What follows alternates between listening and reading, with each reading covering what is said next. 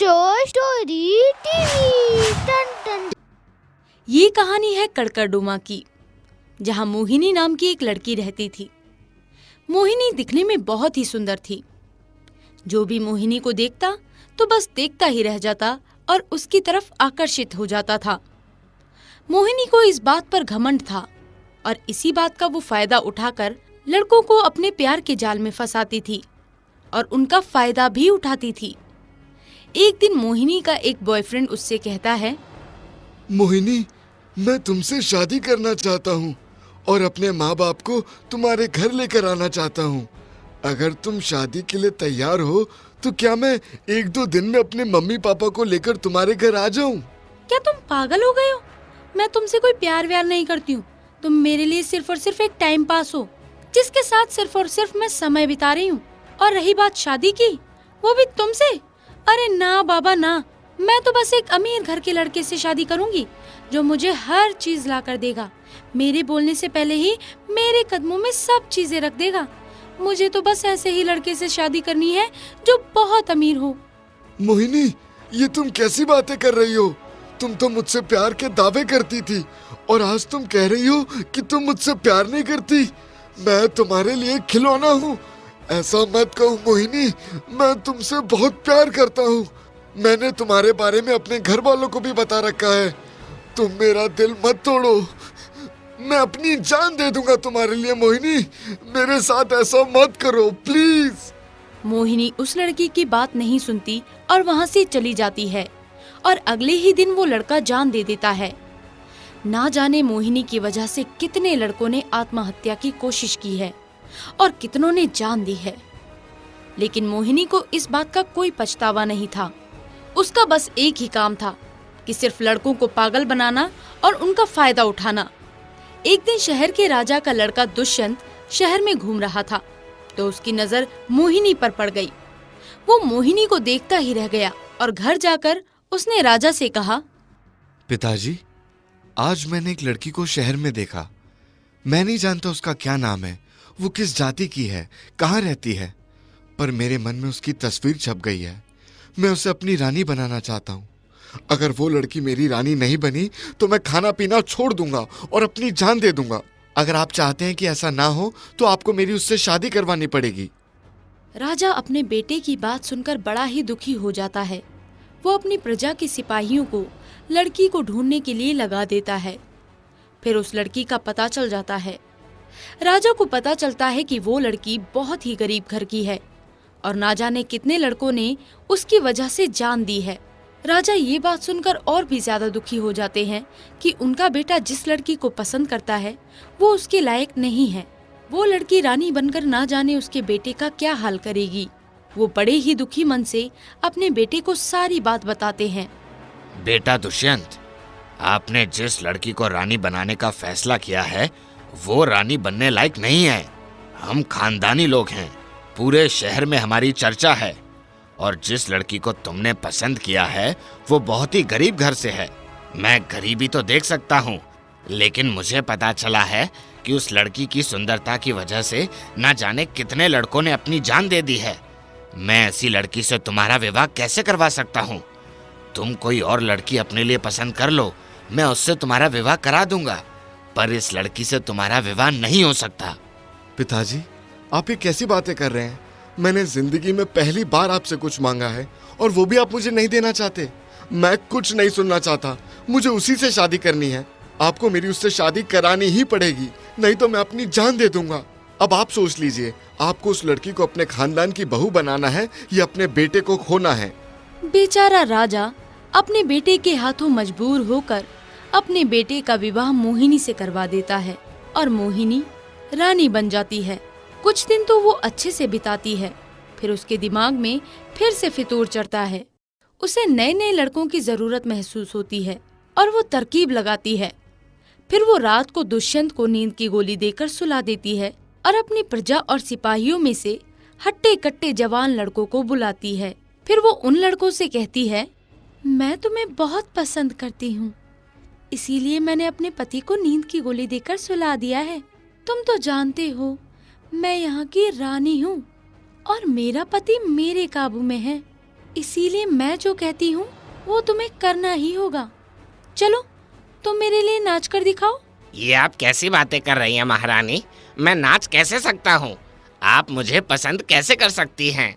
कहाँ आप और कहाँ मैं नाच नहीं सकता। नाचने का क्या मतलब है? अपना मुंह बंद कर। तू नहीं जानता तू किससे बात कर रहा है। मैं यहाँ की रानी हूँ और तुझे वही करना होगा जो मैं चाहती हूँ। नाच, नहीं तो राजा से कहकर तुझे फांसी लगवा दूंगी, वो भी झूठ बोलकर कि तू जबरदस्ती मेरे कमरे में घुस आया और मेरा फायदा उठाने की कोशिश कर रहा है। बेचारा सिपाही मजबूर हो जाता है और रानी के कहने पर नाचने लगता है। मोहिनी नाच देखती रहती है और शराब पीने लगती है। जब वो थक जाती है तो उस सिपाही के साथ संबंध बनाती है और रानी का रोज रोज यही काम होने लगता है।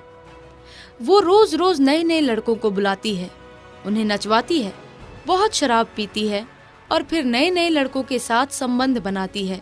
फिर एक दिन राजा को इसकी खबर पड़ जाती है और वो मोहिनी की रोज रोज की हरकतों से दुखी होकर अपने बेटे से कहता है, दुष्यंत, तुम्हें पता भी है तुम्हारी पत्नी क्या हरकतें कर रही है?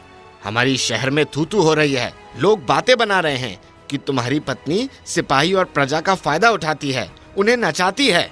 क्या तुम्हें इस बात का पता नहीं है? तुम तो कमरे में ही रहते हो। पिताजी, ये आप कैसी बातें कर रहे हैं? मैं कमरे में ही रहता हूँ, रात को उसी कमरे में सोता हूँ, सुबह उठता हूँ। मुझे तो ऐसा कुछ नहीं दिखता। मुझे पता है कि आप मोहिनी को पसंद नहीं करते हैं, लेकिन इसका ये मतलब नहीं है कि आप मेरी पत्नी पर ऐसी गंदी हरकतें करने का इल्जाम लगाएंगे।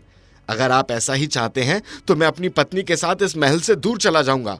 क्या आप चाहते हैं कि मैं ऐसा करूं? आप मुझे और मेरी पत्नी को अकेला छोड़ दीजिए और भगवान के लिए मेरी पत्नी पर ऐसे उल्टे सीधे इल्जाम लगाना बंद करें।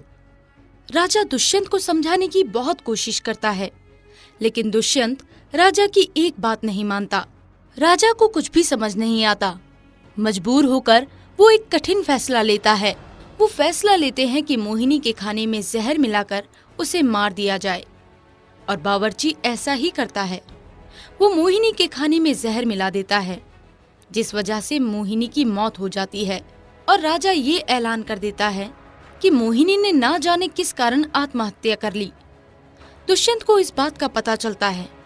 वो भी बहुत दुखी होता है, लेकिन कैसे न कैसे करके राजा उसे संभाल लेता है और वो और भी बहुत सुंदर लड़की से दुष्यंत की दूसरी शादी करा देता है और दुष्यंत उसके साथ खुशी खुशी अपना जीवन बिताने लगता है।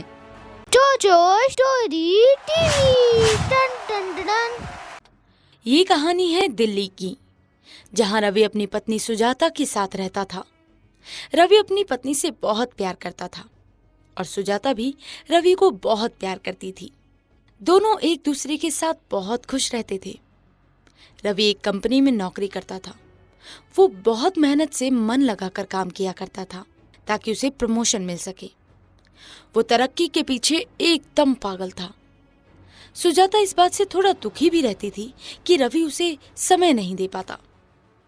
एक दिन सुजाता अपने पति से कहती है, रवि तुम बिल्कुल भी मुझे समय नहीं देते हो। पूरा दिन बस काम में ही लगे रहते हो।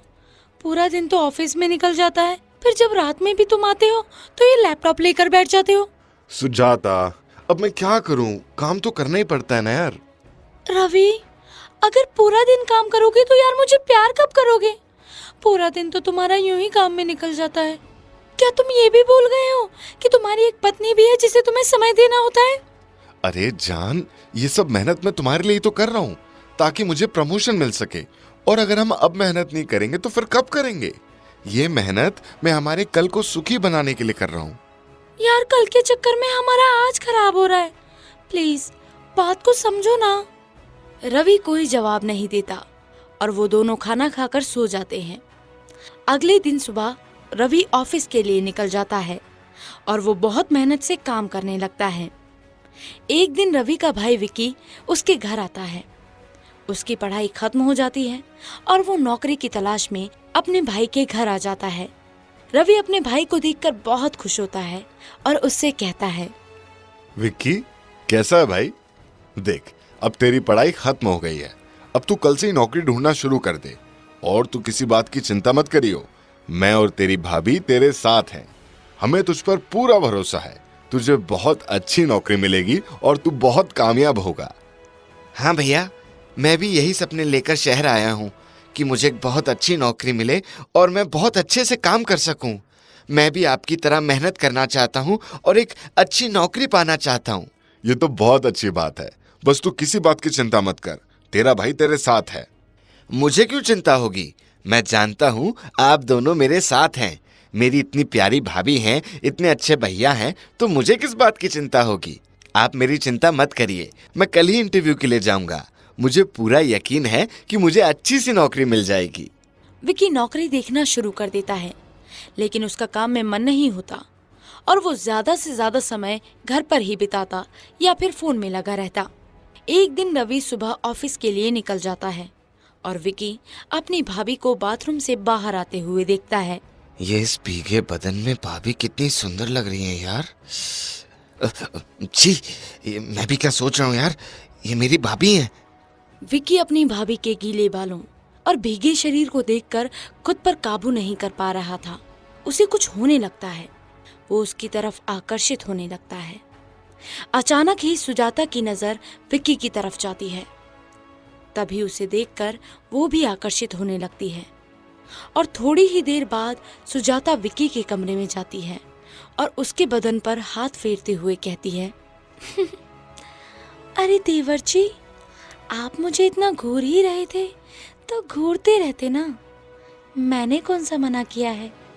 मैं तो हूँ ही इतनी सुंदर कि लोग मुझे देखते ही रह जाते हैं। लेकिन एक बात बताऊं, आप भी कम स्मार्ट नहीं हैं। मेरी भी आप पर से नजर नहीं हट रही थी। नहीं नहीं भाभी, ऐसा कुछ भी नहीं है। वो तो ऐसे ही मेरी आप पर नजर पड़ गई। मैं कुछ गलत नहीं सोच रहा था आपके लिए, और ना ही मैंने आपको किसी गलत नजर से देखा था। लेकिन फिर भी अगर आपको बुरा लग रहा हो भाभी, तो मुझे माफ कर देना। लेकिन प्लीज आप ये वाली बात भैया को मत बताना, नहीं तो न जाने वो मेरे बारे में क्या सोचेंगे। अरे आप तो डर गए देवर जी, मैं आपके भैया को कुछ भी नहीं बताऊंगी। वैसे हम दोनों के बीच ऐसा बहुत कुछ हो सकता है जो तुम्हारे भैया को भी पता नहीं चलेगा और हम दोनों की भी जरूरतें पूरी हो जाएंगी। विक्की सुजाता की बात को कुछ समझ नहीं पा रहा था। सुजाता विक्की के करीब जाने की कोशिश करती है और धीरे धीरे वो उसके बहुत करीब चली जाती है। वो दोनों सारी हदें पार कर देते हैं। फिर अक्सर ऐसा होने लगता है। रवि डेली अपने ऑफिस चला जाता था और विक्की और सुजाता पूरा दिन एक दूसरे की बाहों में रहते थे। एक दिन रवि अपने भाई विक्की से कहता है, अरे विक्की, तू आजकल नौकरी देखने नहीं जा रहा? तू भूल गया है क्या कि यहाँ पर तू नौकरी करने आया था? क्या पूरा दिन घर पे ही पड़ा रहता है? घर पर बोर नहीं होता क्या भाई? मैं कमा रहा हूँ वो बात ठीक है, लेकिन तुझे भी तो मेहनत करनी चाहिए ना। रवि के इतना कहते ही पीछे से सुजाता की आवाज आती है, अरे अरे अरे, क्यों चिल्ला रहे हो मेरे इतने प्यारे देवर जी पर? बेचारे जाते तो हैं इंटरव्यू के लिए, अब कोई नौकरी ही नहीं मिल रही तो इनमें इनकी क्या गलती है? आप इन्हें सुबह सुबह क्यों डांट रहे हैं? जब इन्हें नौकरी मिलनी होगी तो मिल जाएगी, अभी कोई उम्र थोड़े ही ना निकली जा रही है इनकी। अरे अगर ये अपनी जिम्मेदारी नहीं समझेगा तो उसकी शादी कैसे होगी? रवि, क्या आप भी सुबह सुबह शादी के चक्कर में पड़ गए हैं? अभी इनकी उम्र ही क्या है? आप अभी कमा रहे हैं ना, तो क्या हो गया? अपने छोटे भाई का भी तो खर्चा उठा लो।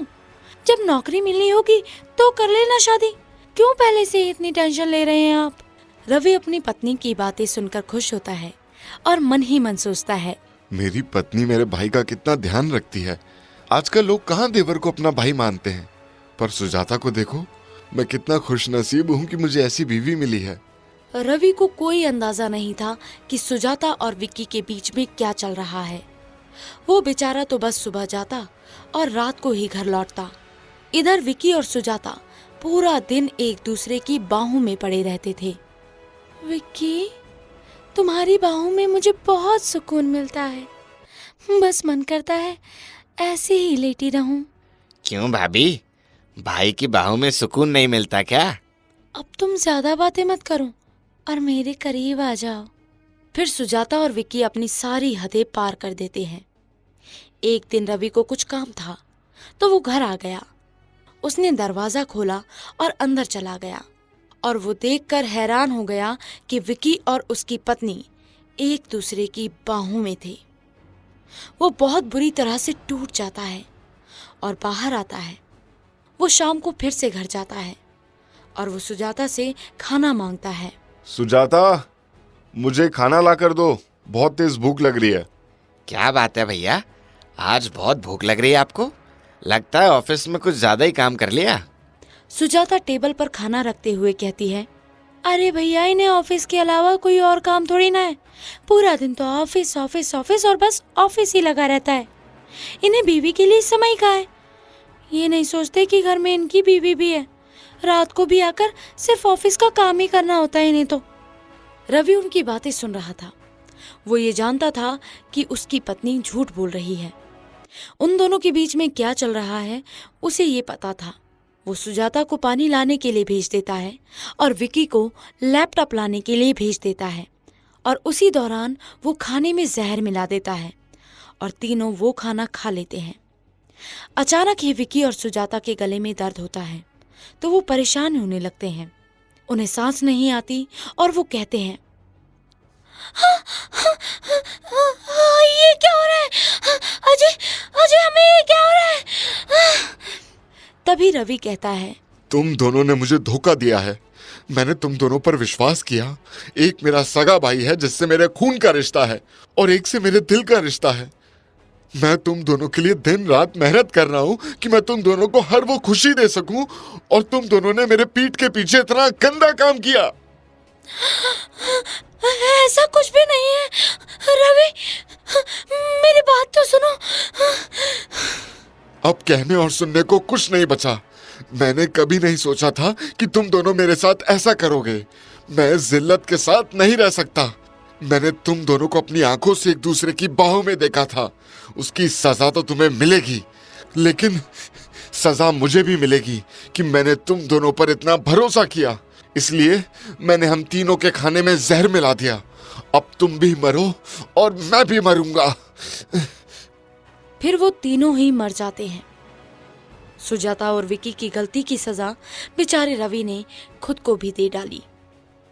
दोस्तों, इस कहानी के माध्यम से हम बस यही कहना चाहते हैं कि नाजायज रिश्ते का मुकाम अच्छा नहीं होता है, उसका अंजाम हमेशा बुरा ही होता है।